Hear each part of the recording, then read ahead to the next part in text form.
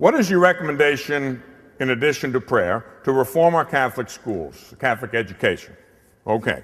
Boy, if I were a parent, I mean, everybody has to do their part.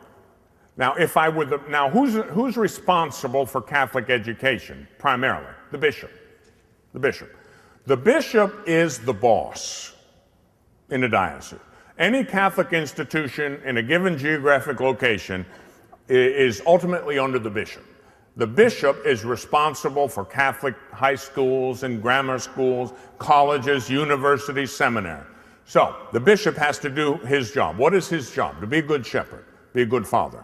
He has to ensure that the education being handed on to the students is authentically Catholic. In other words, no nonsense. Now, I was hired by a bishop to help him on the West Coast some years ago. And he's a good bishop, but he was having an awful time. And he hired me, and he said, I'm hiring you to do my job, because 90% of my time is occupied by legal matters. I mean, court, I'm filling out deposition or having my deposition taken, interrogatories, this, that, the other thing. I don't have time to be bishop, so I'm hiring you to do my jobs. Just understand that. And so he put me in charge of all 13 departments in the diocese.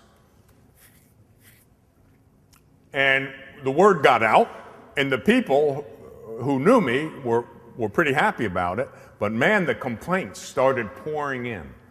And one of them, I won't even mention them. They're horror stories. A parent, to spend thousands of dollars to send their kids to a prestigious Catholic private school. Go in, little girl says, why doesn't the Pope ordain women? And Sister Susie Q responds, because the Pope is a male chauvinist pig. And so the parent is upset and writes to me and says, I'm pulling my kid out of the Catholic school because I don't want them exposed to that kind of talk. I don't like that. And I wrote back immediately, I don't blame you, I don't like it either, and we'll do something about that, I'll guarantee you. That kind of thing. Another one, in September, the semester or school year started. They go in, and they have health class.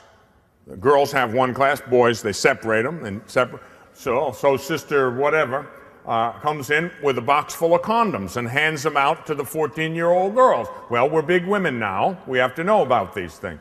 Please, the daughter goes home, tells the parent. Very upset. I don't blame her. I'd be upset too. What can we do? Everybody has to do their part. Bishop, got to do your part. Priest, got to do your part. Teachers in the school, got to do your part. Don't go with the flow. Dead bodies float downstream. Parents, teachers, you know what's right.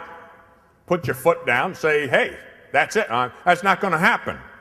And if they did that they brought in a radical homosexual to talk about the joys of that lifestyle to my children in school, there would be hell to pay.